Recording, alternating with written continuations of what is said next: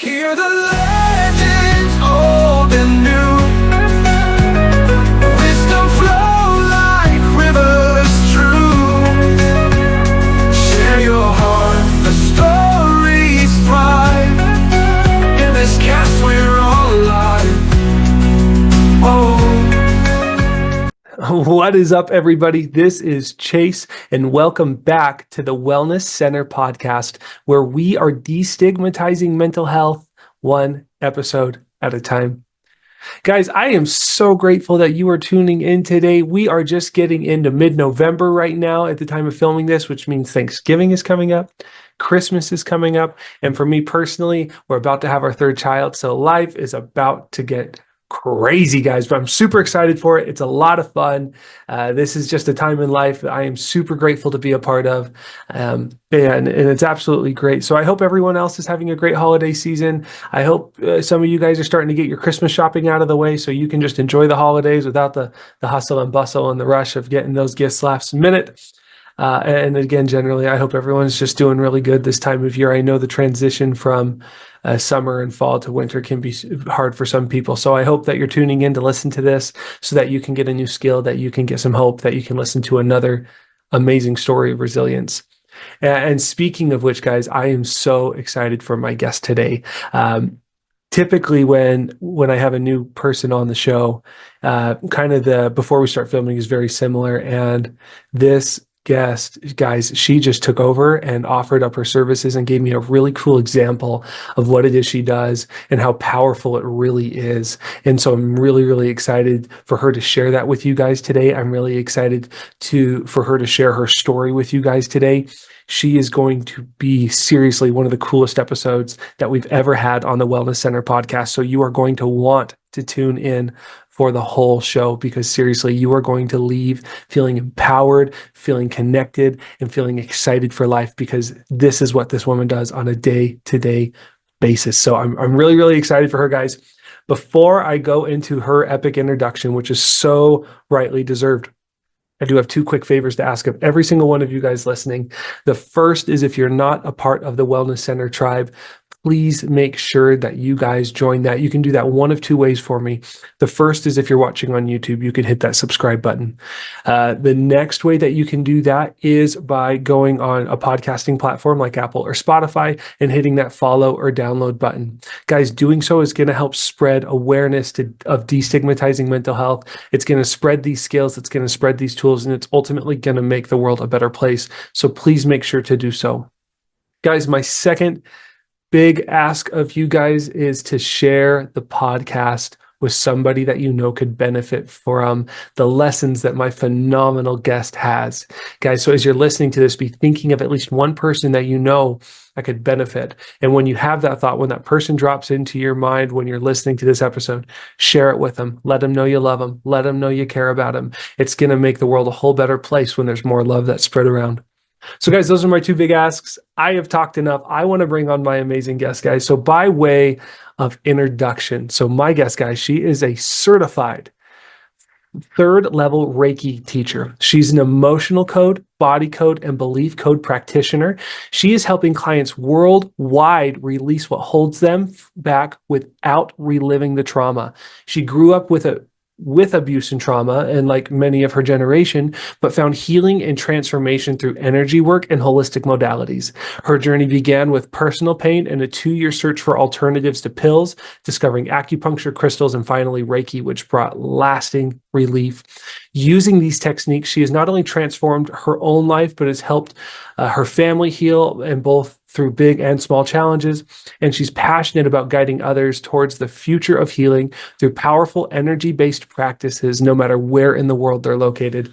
So guys, obviously we have someone who is highly credentialed. Obviously we have someone who's incredibly passionate. So I am so excited to bring her on. We have the one and the only Jeanne Russell on the show today. Jeanne, how are you doing? I am doing great. I thank you for having me, and what a wonderful introduction. Yeah, my pleasure. The introduction speaks for itself, to be honest with you. There's not much that I can do by way of introductions. It's you, right? It's all you. It's your journey. It's all you. So I'm just so honored that you're taking the time to come be on my show. I I just love the chance to be able to share and that there is healing out there. There is, Don't call yourself done. you know, there's, I love when people say, I've tried everything and nothing works. My first question is, well, if it's not better, it's not over. You haven't tried everything yet. Right. Yes, And you're right. The holistic world of medicine is really coming into Western culture. And I believe it's really starting to make positive change, stuff that we haven't seen in generations. And true. yeah, And we can release these generational traumas and these generational stuff that we have on us. I mean, I can see it happening, with myself, my family, even like sicknesses. But, I grew up in one of those homes. It was yeah. violent. I mean, I literally remember being carried around off the ground by the hair of my head. I Oh mean, my and goodness. that's just a piece of, what we lived through as children. I was the youngest of four, and it was something else to say the least. Yeah. Yeah. I can absolutely imagine that was really a big struggle for you. And you've already kind of led into my first big question. So let's just go right into it, Miss Jeannie. So yeah, take us back to a young Jeannie Russell. What were some of your first struggles with mental health? Being worthy. I Yeah, mean, in my family growing up, it was very male dominant. gotcha. So if you were a female, you just, we kind of took up space, Hmm. you did the old fashioned female things. And Gotcha. that, you were just beat down to that Hmm. error in your life. Hmm. So you just, take that as it is. You know, Yeah, I know things are a little bit different nowadays, depending on where you live, but still it's a constant thing of beating on your unworthiness, unworthy yeah, of, and then you take that and you go to church and then no, you're more unworthy. So it's just one thing after another. The whole system is just beating you down to fighting those feelings. yeah, yeah. And I know it's hard too, because subconsciously, when you have a belief like that, you subconsciously look for confirmations of it too. So you're fighting yourself Constantly. and Yeah. all of that as well. So I know, and thank you for being vulnerable and talking briefly about your childhood. I want to dig a little bit more. I'm curious to know a little bit better because I know that this is gonna save lives and it's gonna touch lives. So you said you were the youngest Hmm. of four. Were there brothers in the midst or just girls? Yeah. Two brothers and a sister. Two brothers and a sister. And how young were you when you started being a recipient of your father? Was it your father? I'm assuming Mhm. his abusive tendencies. Yeah. It was really, I think both of them. I mean, I remember running and climbing up a tree Hmm. and staying up the tree. And I couldn't have been 4 or 5 maybe. Hmm. And because I knew I was going to get my ass whooped. So Gotcha. I stayed up the tree and for who knows how long until I got coaxed down and then, what happened. I got the shit beat out of me. You So got whooped. that would be the understatement. Okay, No. I kind of made it deserved it. Yeah. But So your father, and you said it was your mother as well that kind of. yeah, she was the one that caught me that time. Oh, gotcha. Okay. Were your parents were they alcoholics or drug addicts, or was there anything like There was a that? lot of alcohol, A lot of alcohol. a whole lot of alcohol Gotcha. happening. Yeah, that makes sense. I'm sorry you had to experience that. I'm grateful for the gift that it provided you looking back, right? But in the moment, that must have been so hard. How did that affect your relationships with your siblings and your friends growing up?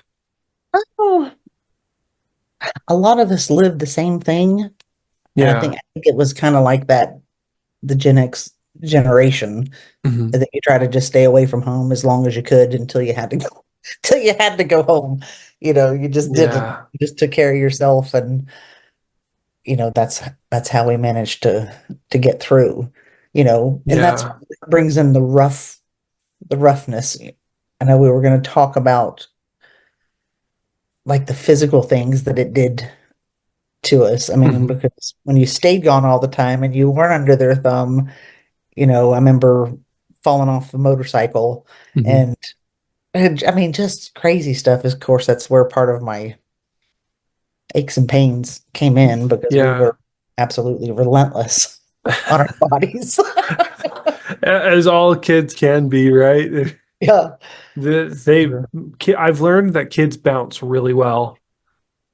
I did bounce, but I think you pay for it later. Oh, you, You pay you for know, it it's, later in life. so I remember when me and my wife first got married, I was 21, 22, and she had an 8-year-old sister. And that 8-year-old sister would look at us, she'd jump in the air as high as she could jump, and she'd land on her knees real hard. And I just remember looking at her and I'm like, you're going to pay for that. You are going to feel that in 10, 15 years from now. And it's been 10 years about, and she's feeling it. So, Yeah, it does. Eventually it comes back. I mean, but there are yeah. ways of helping anyway. Yeah, yeah, there are, you and I are both in that field, which is so cool that we can have the turnaround like that. Um, so you kind of you live distant, you live avoidant from your home, right? Are your siblings avoidant of the home with you? Yeah, we had a pretty big age gap between us, Okay. between a couple of marriages and, Mm, but I mean, that's what we just tried to stay away yeah, from the home. yeah, But that makes eventually you had to go back. you So, had yeah, you know, no, I that mean, makes it's hard. I mean, because like even when they got older, they didn't even see it. mm, There's never an apology. This is one of those things where you have to go within yourself and learn to forgive them yeah, for that. Because you're not going to get a sorry and you're not going to get, you know, mm, oh, I was a different person back then. yeah, no, and a lot of times and I know that when there are people who have abusive tendencies like that, there's typically a lot of pride and a lot of shame associated with it, and anger, right? Unprocessed emotions and traumas from when they were young as well. So yeah, like you said, right? Having the humility to actually apologize is probably not something they're going to do on their own. Yeah, they're not going to. And I mean, that's where part of that healing comes Mhm. in is that you're able, even without an apology, you're able to forgive them Yeah, and yeah, release that because you're not hurting them. You're only hurting yourself when you don't forgive them for all of the past deeds that you yeah, lived through in your life. yeah. I Because now wholeheartedly I wouldn't change it for nothing, right. Yeah, you could. because it made me who I am. And with all the experimenting and everything that we did growing up, Mhm. it puts you in a position where you don't judge other people No, yeah, you for can't. Yeah, their life. that's right. You've done it, you've been there, you've done that, and you're like, I don't know your story. I can't judge you, no matter what that is out there. Yeah, it's interesting how life experiences create deep levels of empathy. And I think it's so important, right? That common humanity that we all share. Yeah. So thank you for sharing that. I think that was an absolute gold nugget of truth right there. So for those listening, make sure to go back and listen to that again. So, Jeannie, at what point did you make the move out of the house that you decided, like, I'm done. I don't want to be here anymore? I was about 16. 16. Okay. Yeah, I moved in with a boyfriend just to get out. Yeah. Yeah, that makes sense. That makes a lot So of sense. But long story short, it all ended up wonderful. I ended up, well, I knew my husband now. I Uh-huh. met him when I was 11 and I always had a crush on him. So, long story short, my sister calls me one day. She goes, ooh, Jeff's moving up here because we're in Tennessee now. I grew up Okay. in Florida. And she's like, Jeff's moving up here. And I'm like, oh, I was like, can I come? And she's like, yeah. So I walked inside, I quit my job and went home and said, I'm moving to Tennessee. And long story short, we've been married for 33 years. Yeah, So, congratulations. That's amazing. I came up here just for him. And I want to get her. and so like the courtship there, was that a pretty like you knew he knew kind of process? Like you went up there for them? No? No, no, No. no, not at Let's see. all. It was Okay. basically, I'm using you, you use me, and then, you know, I knew I loved him, but Mhm. he didn't know until I left. Oh, gotcha. Okay. Yeah, absence makes the heart grow fonder. So he, it's interesting you say that. So my parents, they dated for about a year, and my mom was like, "Are you going to marry me?" And my dad was like, "I don't know." So she broke up with him, and I think he proposed to her like 3 months later because he realized You're how like, much oh, I can't live without her. exactly.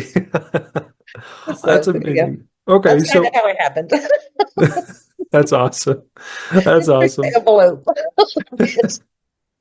So, okay, so I'm curious to kind of segue into my second question here, which is the heroine's journey, right? This extreme moment or this pivotal trial that made you realize, or it could be a bunch of little events, right? It's everyone's a little bit different, but I'm curious about this moment or series of moments that led you to the point where you're like, wow, I really need to be better. I need to change. Could you explain that story to us? Mm,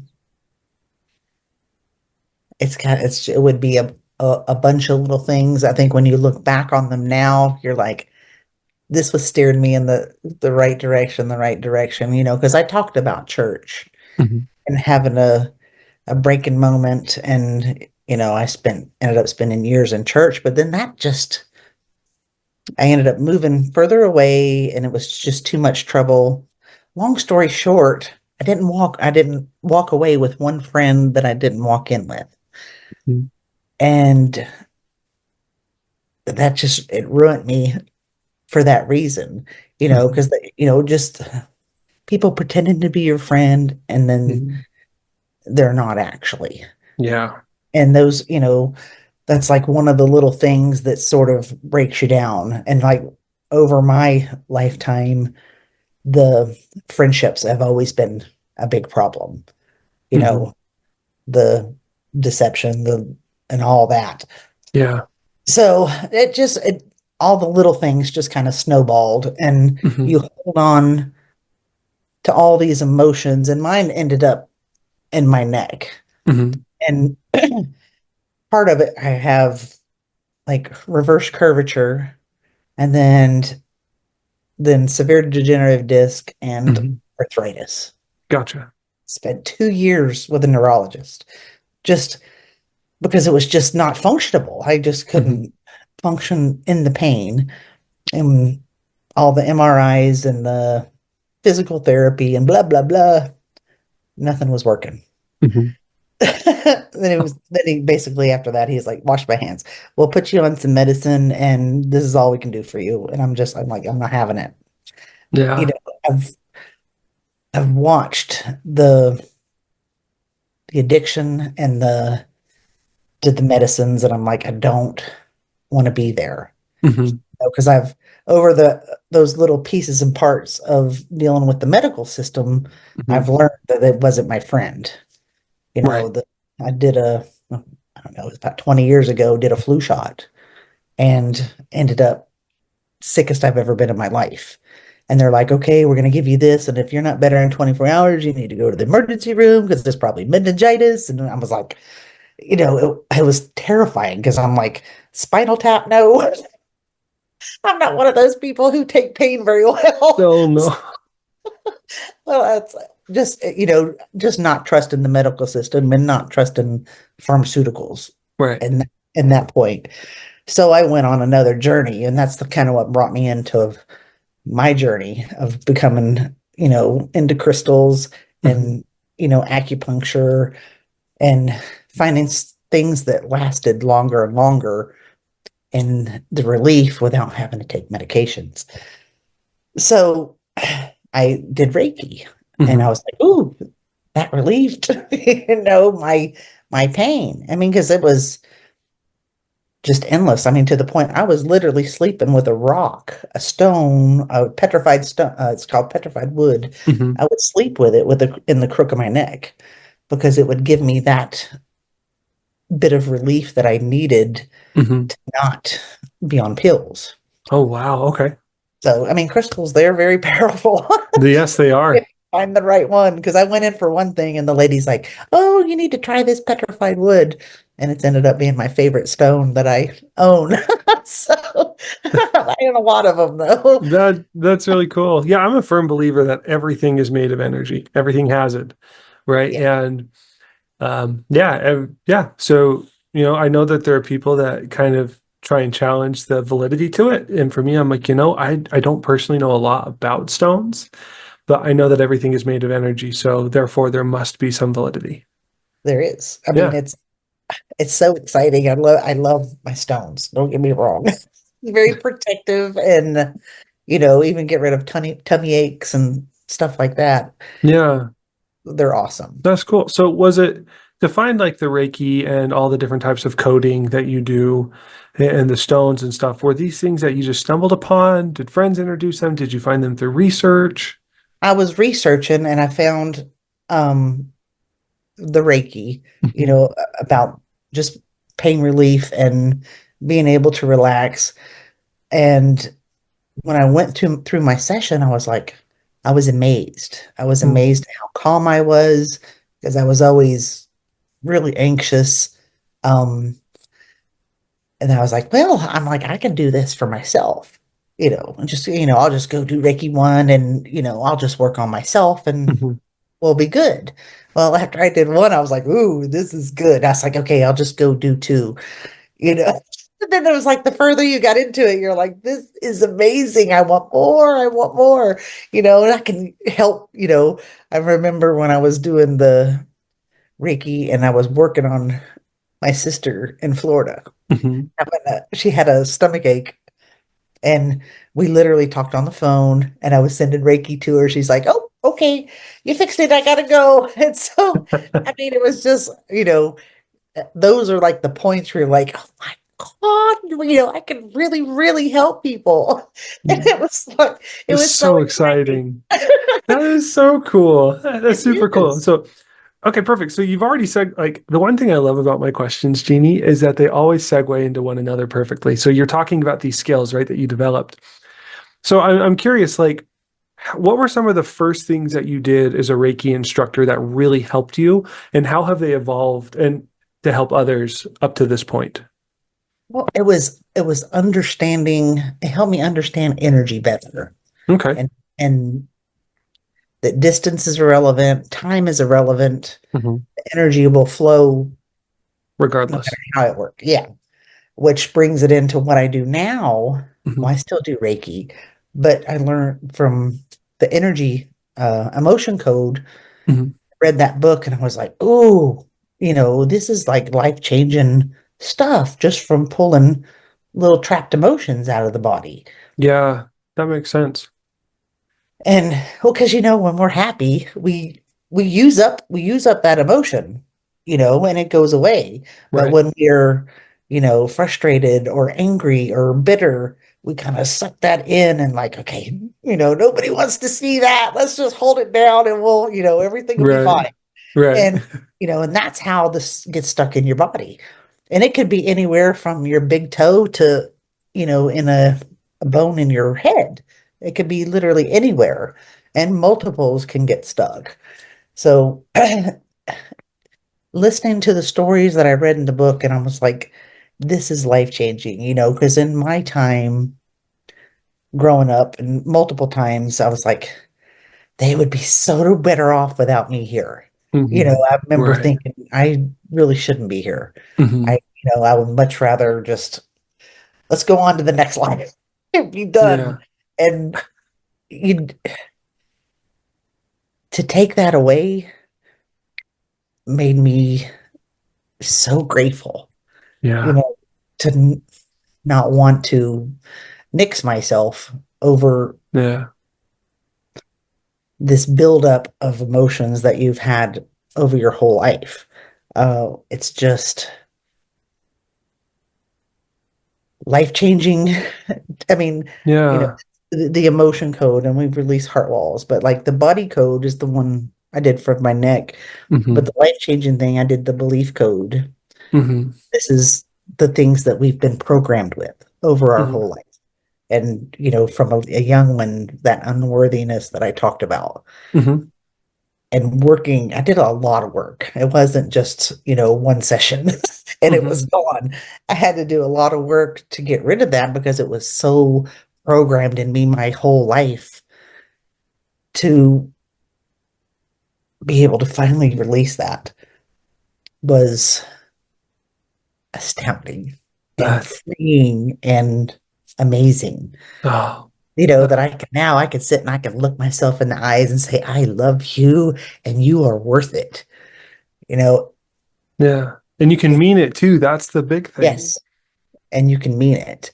Yeah. And, this is just one of the things that it's just changed my life. Um, and that's the belief system. You have to do your work, you have to release and process, but this way you don't have to relive everything that you do or Yeah. everything that you went through. Because I know I've heard them talk to psychologists and psychiatrists. They want you to relive the whole mess. Hmm. No, we just recognize it and we let it go. Now, it didn't have to be so hard. Hmm.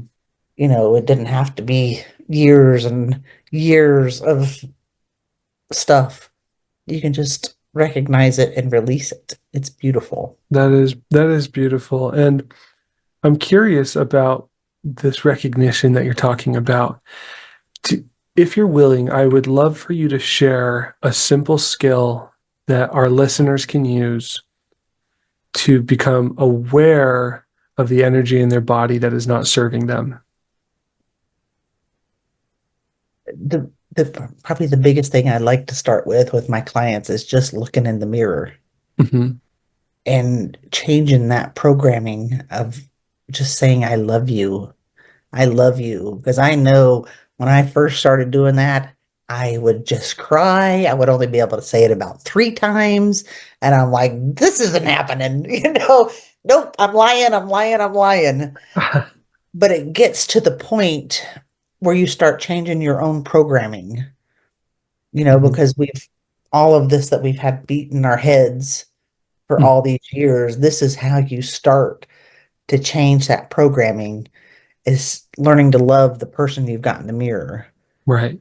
And you may not necessarily mean it in the beginning, Hmm. but that's how you get there. That's how you start changing and being able to change that programming, is when it gets in here. Yeah, that's super cool. Thank you. Thank you for sharing.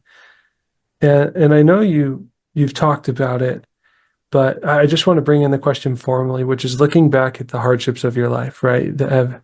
And like, the stuff with your childhood, with your mom and dad, right? Moving out at 16, moving to Tennessee afterwards, and kind of that cat and mouse game you played with your now husband, and all of, the addictions that you kind of alluded to in the suicidal ideation.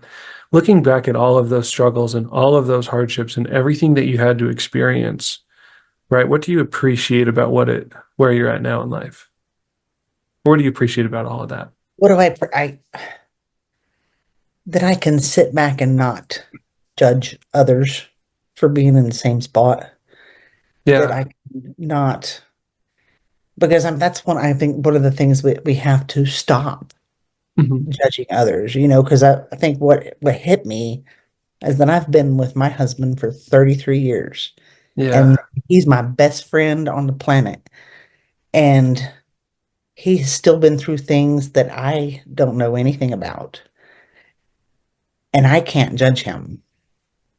So if I can't judge the person I know best in this whole wide world, I cannot judge anybody else. And if we can step into that and quit being so aggressive and judgmental on everybody else, Hmm. we step into that non-judgmental spot, it's going to bring us all more into that love vibration, which is so much higher Yeah. than where the majority of us are sitting.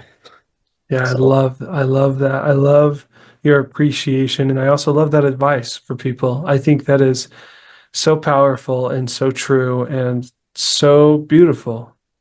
it is. It's so beautiful, and you're absolutely right. Non-judgment and receiving people with love and compassion despite their choice is so important. It's very, very. Yeah. It's going to get us where we need to go. Yeah, I It, agree with you wholeheartedly. This is a very angry world. And if someone's listening and you don't believe me, just go look at the news. Go look at any news. Literally don't any listen to any news. news. Don't pay Don't attention to none of it. don't look at any of it. But if you want proof that the world isn't a kind place, that's where you need to go to get the proof, but get off it pretty quick. Yeah. I haven't looked at the news purposefully, or I think I have once or twice in the last 2 years, and it has drastically shifted my perspective on the world. I Yeah. I see don't. it. Yeah. No, Yeah. I don't like it. I don't want to know. I mean, there was so much that I wouldn't pay attention that my sister, when she was in Florida, would call and say, "Hey, you got snow coming. You better get ready."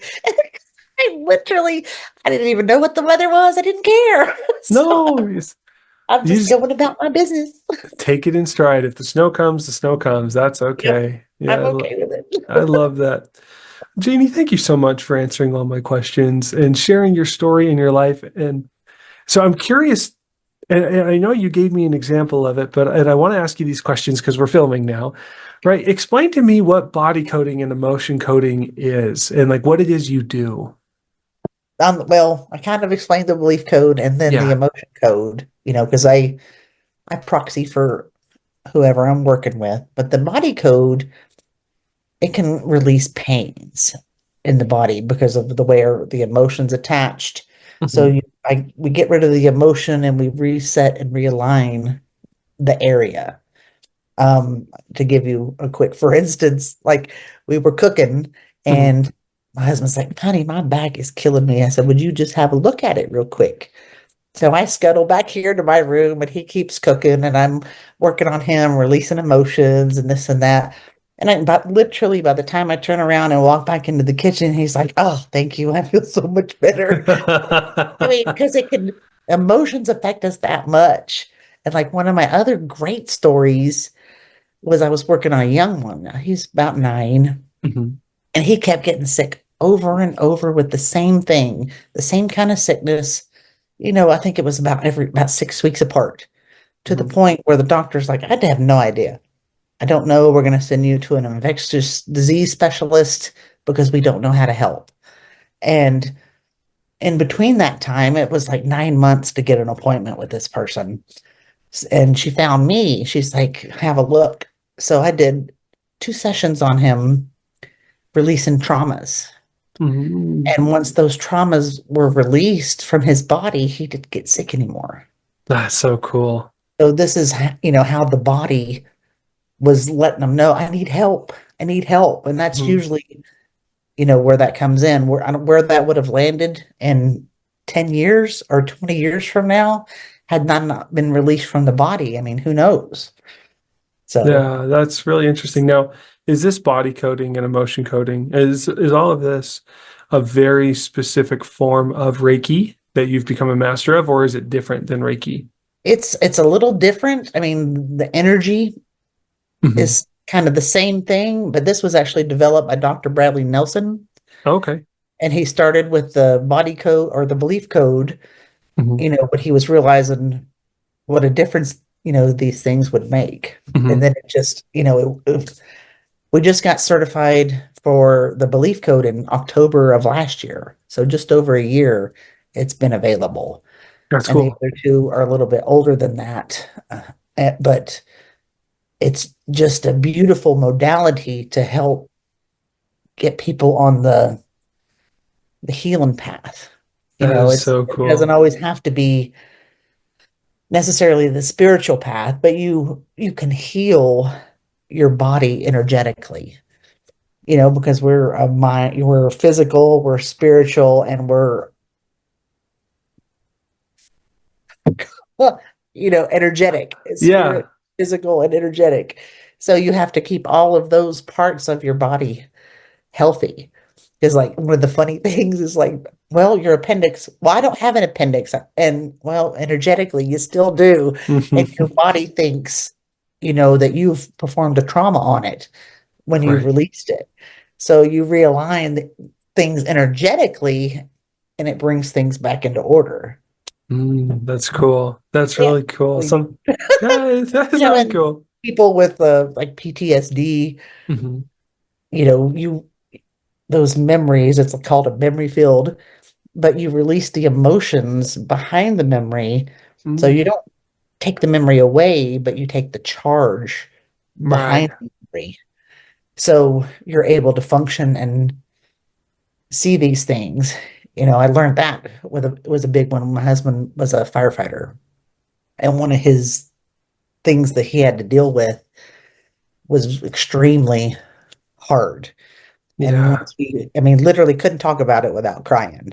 Hmm. And once we released that energy behind it, it's a memory, but it doesn't have the same effect on him as it used to, if that Yeah, works. no, absolutely. I think so. Trauma, in my personal experience, or a post-traumatic PTSD, is it's an emotion tied to a memory that's typically negative, Hmm. right? And if you can learn to release the emotion, like what you're saying, you can honor the memory for what it was and grow from it instead of react to it.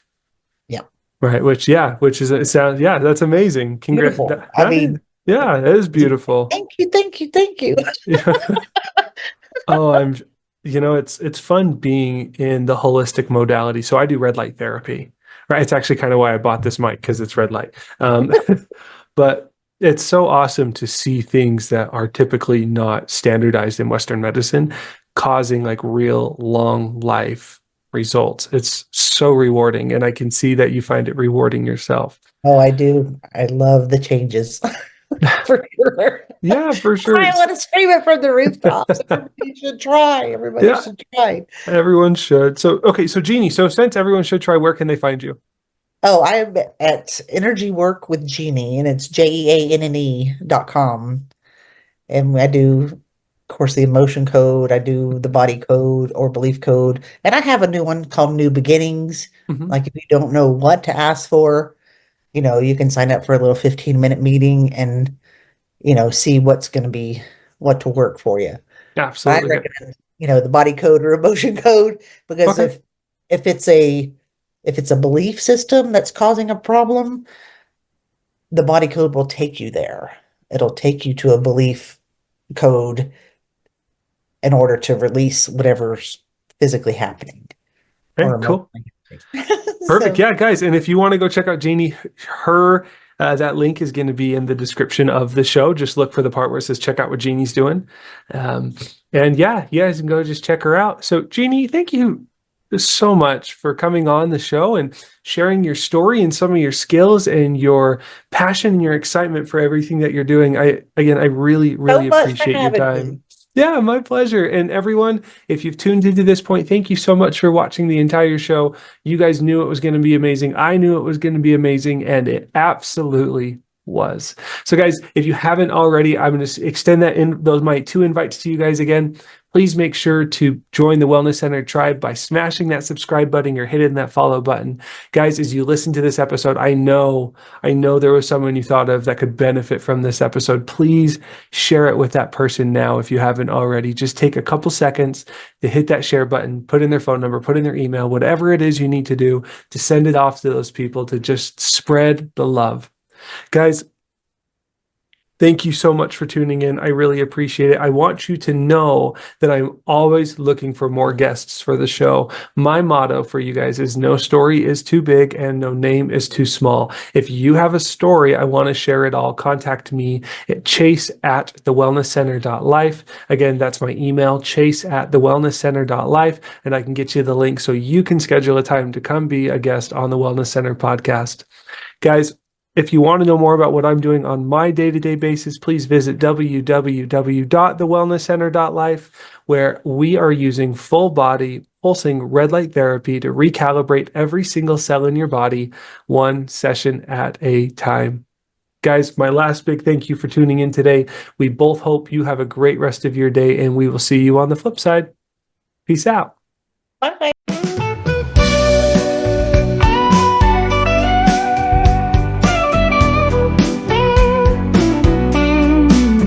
In the dark, I found my light so true. Every scar became a story I knew.